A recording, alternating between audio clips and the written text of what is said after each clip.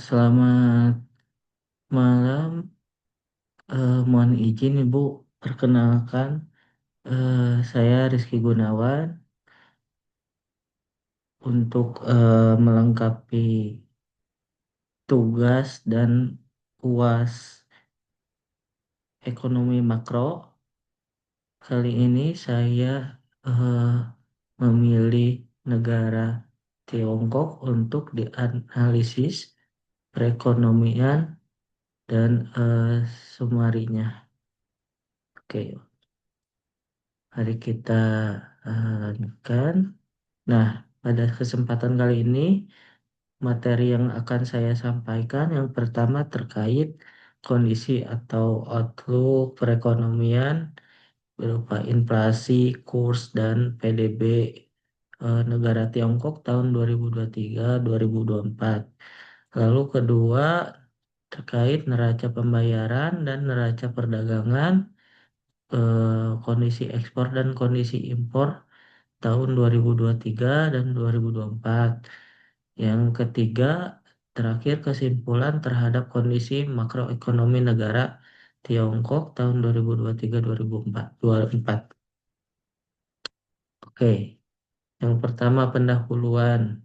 Jadi, negara Tiongkok adalah salah satu negara dengan pengaruh ekonomi terbesar di dunia sekaligus menjadi mitra dagang utama bagi negara-negara berkembang seperti Indonesia maupun maju seperti Amerika dan lain-lain. Untuk sebagai negara dengan eh, PDB terbesar kedua di dunia setelah Amerika Serikat, perkembangan ekonomi negara Tiongkok menjadi indikator yang penting bagi stabilitas dan arah pertumbuhan ekonomi global.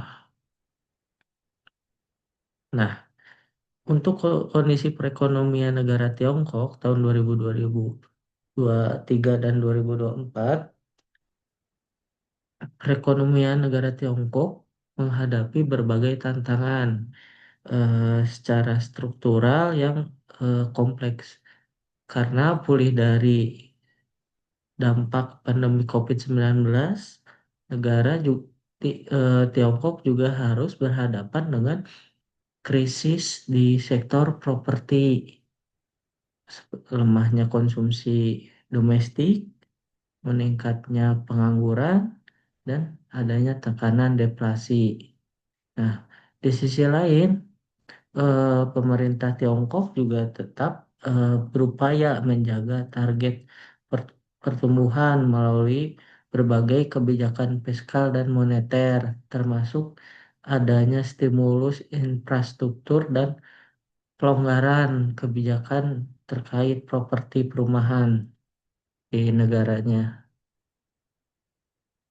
Nah, dilihat dari PDB-nya atau produk domestik bruto negaranya pada tahun 2023, eh, negara Tiongkok mendapatkan 5,2%. Nah, tahun 2023 itu pertumbuhan didorong oleh adanya kembalinya aktivitas pasca pandemi, dengan meningkatnya belanja infrastruktur serta ekspor yang tetap kuat meskipun permintaan global melemah. PDB nominal pada tahun 2023 tercatat sebesar 129,4 triliun yuan, setara atau sekitar dengan 18, triliun US dollar, dan itu mengalami peningkatan 2,7%. Nah, 2024 PDB nominalnya juga lumayan meningkat sebesar 5,4%. Nah, tercatat sekitar 134,908 triliun yuan atau 18,94 US dollar. Nah, dengan pertumbuhan 5,4% yang akhirnya mempercepat keseluruhan tahun. Nah, untuk terkait inflasi negara Tiongkok tahun 2023 dan 2024, nah inflasinya itu berada dalam kondisi yang sangat rendah, bahkan mendekati deflasi pada tahun 2023 karena eh, tingkatnya itu mencapai senilai 0,23% dan tahun 2024 0,22%. Padahal target inflasi negaranya itu 3%. Nah, apa sih penyebab utamanya? Nah, yang pertama adanya konsumsi rumah tangga yang masih tertahan. Jadi belanja konsumsi di masyarakat juga eh, berkurang, tertahan. Lalu kepercayaan konsumen yang lemah. Nah, ini yang menyebabkan tadi konsumsi rumah tangga itu tertahan karena kepercayaan konsumennya. Lalu ketiga, krisis di sektor properti dan adanya deflasi sektor produksi. Nah, terkait nilai kurs negara Tiongkok tahun 2023-2024, nilai tukar yuan Tiongkok mengalami tekanan depresiasi terhadap dolar Amerika pada tahun 2023. Yuan sempat menyentuh sekitar 7,3 yuan per US dollar, mendekati level terlemah dalam eh, beberapa tahun terakhir. Nah, tahun 2024 karena lemahnya konsumsi domestik, krisis di sektor properti, dan adanya ketidakpastian geopolitik, kurs yuan terhadap US dollar kembali melemah. Jadi dari 2023 sampai 2024, du- eh, trennya itu menurun, melemah mendekati 7,25 sampai 7,3.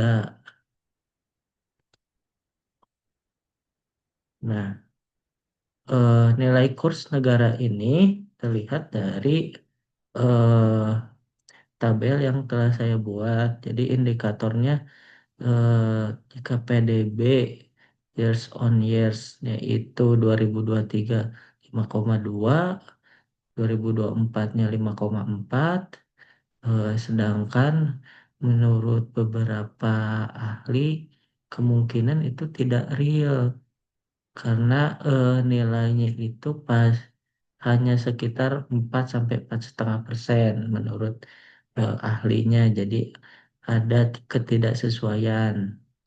Nah, untuk PDB nominalnya 129,427 triliun di tahun 2023 dan 2024 134,908 triliun atau sekitar, cuman untuk 2025 sepertinya kan sebesar 5,2%.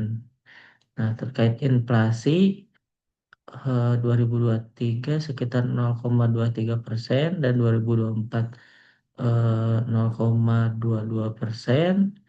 Namun sepertinya untuk kedepannya akan sebesar 1,5%.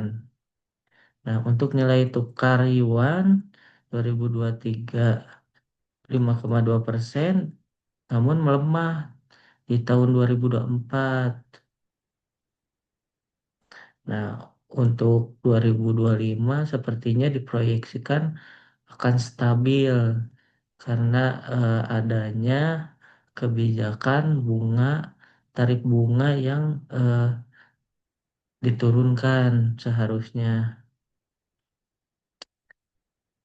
Nah, resiko utamanya yang tahun 2023 properti dan konsumsi karena adanya kurangnya minat di properti dan konsumsi. Lalu tahun 2024 masih sama karena adanya krisis properti dan daya konsumsi masyarakat yang lemah, eh, outlook di 2025 kemungkinan demografi dan permintaan pasar domestik. Nah, analisis dan outlook. Jadi analisisnya itu data resmi yang menggambarkan pertumbuhan stabil di 5% dan inflasi rendah 0,2%. Namun banyak analisis mencurigai angka ini itu tidak mencerminkan kondisi yang nyata secara real, terutama di sektor properti dan konsumsi domestik yang stagnan. Rhodium Group dan beberapa pakar ahli menilai pertumbuhan sebenarnya hanya 2,4 sampai 2,8% pada tahun 2024. Nah, ini disebabkan karena adanya overkapasitas di industri manufaktur, krisis properti, pengangguran tinggi, terutama para pemudanya, serta rendahnya permintaan domestik menjadi hambatan yang besar bagi negara Tiongkok. Nah, pemerintah mulai mendorong reformasi dari sisi supply dan pengurangan kapasitas berlebih untuk memperbaiki keseimbangan struktur ekonomi negara Tiongkok. Nah, kebijakan sejak pertengahan tahun 2024, eh, pemerintah Tiongkok meluncurkan paket stimulus besar pemangkasan suku bunga proyek swap utang lokal senilai hampir 10 triliun yuan. Adanya pelonggaran kebijakan properti serta insentif konsumsi kendaraan atau aplikasi trade-in. Namun, tetap sebagian besar stimulus diarahkan ke sektor industri dan infrastruktur, bukan langsung ke rumah tangga, sehingga efektivitasnya juga merangsang konsumsi domestik masih dipertanyakan. Nah, untuk kedepannya, pertumbuhan kemungkinan moderat di kisaran 4 sampai 4,5% apabila stimulus yang lebih agresif dan efektif diterapkan oleh negara Tiongkok, serta kebijakan struktural memperkuat permintaan domestik. Nah, tanpa reformasi mendalam dan peralihan konsumsi sebagai penggerak utama pertumbuhan, deflasi, keterbatasan produktivitas, dan tekanan demografi kemungkinan bisa eh, memperlambat pertumbuhan sekitar 3 sampai 4%. Nah, dari penjelasan semua itu, kesimpulannya itu jadi perekonomian di negara Tiongkok itu sedang mengalami tekanan yang besar pada tahun 2023 hingga 2024. Meskipun data resmi menunjukkan realisasi target PDB-nya 5%, pertumbuhan real yang rendah 5%, namun menurut analisis independen, pertumbuhan realnya itu masih rendah. Inflasinya juga hampir nol, deflasi produsen, serta lemahnya permintaan domestik menunjukkan adanya ketidakseimbangan yang serius di negara Tiongkok. Namun stimulus dan kebijakan terkait perekonomian oleh negara Tiongkok terus digencarkan sejak akhir 2023 dan 2024. Tetapi efektivitas jangka panjangnya tergantung juga pada kemampuan pemerintah melakukan reformasi struktural dan mengubah arah pendorong pertumbuhan dari sektor investasi dan ekspor ke konsumsi rumah tangga. Nah, ekonominya kemungkinan akan tumbuh di sekitar 4% pada tahun 2025 jika reformasi tidak cukup efektif, potensi terjadi rebound ke 4,5% atau lebih tinggi. Hanya jika kebijakan lebih agresif dan stimulus diterapkan secara tepat sasaran. Jadi jika memang kebijakan negara Tiongkoknya diterapkan dan efektif, akan berpengaruh secara langsung ke pertumbuhan ekonominya. Mungkin sekian presentasi dari saya. Mohon maaf jika ada kekurangan atau mohon dikoreksi. Terima kasih. Assalamualaikum warahmatullahi wabarakatuh.